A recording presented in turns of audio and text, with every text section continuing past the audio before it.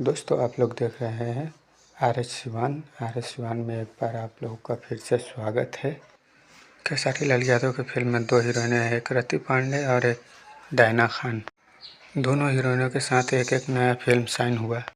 पिछले दिन आप लोग को याद होगा खेसारी लाल के साथ डायना खान, फिल्म का नाम नास्तिक। और आज अभी SRK फिल्म के द्वारा अनाउंसमेंट किया गया है जिस फिल्म का नाम है रिश्ते। और इस फिल्म में रति पांडे नजर आएंगी।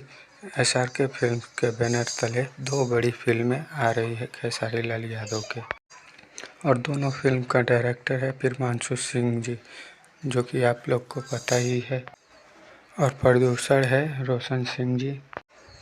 SRK म्यूजिक अपने आप में बहुत बड़ी बैनर है, और इस बैनर तले खेसारी लाल के जो भी फिल्में आएंगी वो सब में आप लोग को कुछ नया दिखेगा। वेट करिए, रंग दे बसंती का टीजर आ रहा है बहुत जल्द। वीडियो अच्छी लगी हो तो चैनल को सब्सक्राइब कर दें।